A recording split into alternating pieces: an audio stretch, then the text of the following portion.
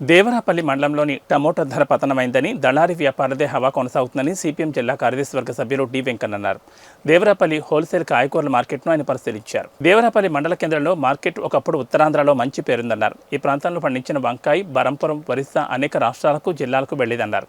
పాలక వర్గాలు రైతులను ప్రోత్సహించకపోవడం, మద్దతు ధర లేకపోవడం, దళారీలు బెడద ఎక్కువవడం, సరైన మార్కెట్ సౌకర్యం లేకపోవడంతో రైతులు అసంతృప్తితో కాయగూరలు పండించడానికి వెనుకడుగు వేస్తున్నారని తెలిపారు.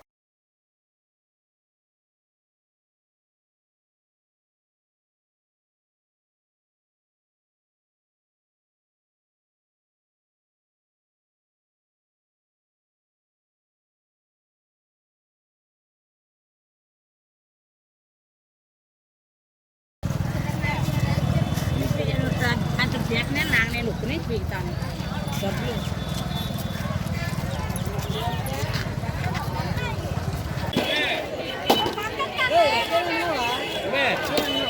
తడిపిన ఎందుకు తేడా అయిపోతుంది.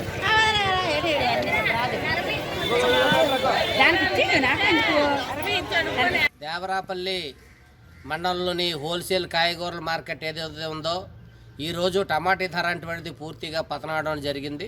టమాటీ కేటు 200 రూపాయలకి పడిపోయింది. 2 రోజుల క్రితం 400, 500 ఉన్నటువంటి 600 వరకు వెళ్ళినటువంటి కేటు టమాటా ఈరోజు 10 రూపాయలకు కూడా కేజీ అమ్మలేనటువంటి పరిస్థితి. 200 రూపాయలకి టమాటా ధర అటువంటిది పూర్తిగా పడిపోయింది.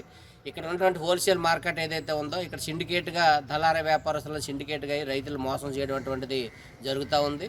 ఒకప్పుడు ఇక్కడ కాయగూరల మార్కెట్ అనేటువంటిది రాష్ట్రంలోని, జిల్లాలోని పేరొందినటువంటి మార్కెట్ ఇది.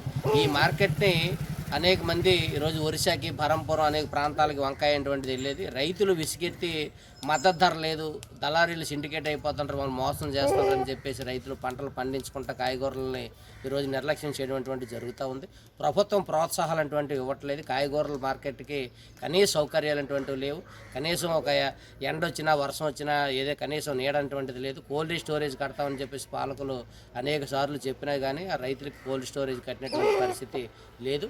ఈ ప్రాంతంలోనే కాయగూరలు అటువంటివి విపరీతంగా పండిస్తారు. ఇక్కడ కోటపాడు కానీ, వేపాడు కానీ, అనంతగిరి కానీ, సీడికాడ, దేవరాపల్లి మార్కెట్కి ఇక్కడ కాయగూరలు విపరీతంగా వస్తాయి.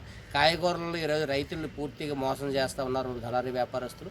ఈరోజు టమాటీ ధర అటువంటిది పూర్తిగా అనేక కష్టాలు పడి టమాటా పండించినటువంటి రైతులు ఈరోజు పూర్తిగా మోసపోయేటువంటి పరిస్థితి ఈరోజు కనిపిస్తూ ఉంది. ప్రభుత్వం వెంటనే రైతులకు మద్దతు ధర ఇవ్వాలి, రైతులు ఆదుకోవాలి. ఆ విధంగా రైతులు ఆదుకొని వాళ్ళకి మద్దతు ధర ఇచ్చి ప్రభుత్వం కొనుగోలు చేసి రైతుల్ని వాళ్ళకి ప్రోత్సాహాలు ఇచ్చి రైతులు ఆదుకోవాలని చెప్పేసి మేము సిపిఎం పార్టీకి ప్రభుత్వాన్ని, అధికారులు డిమాండ్ చేస్తాం.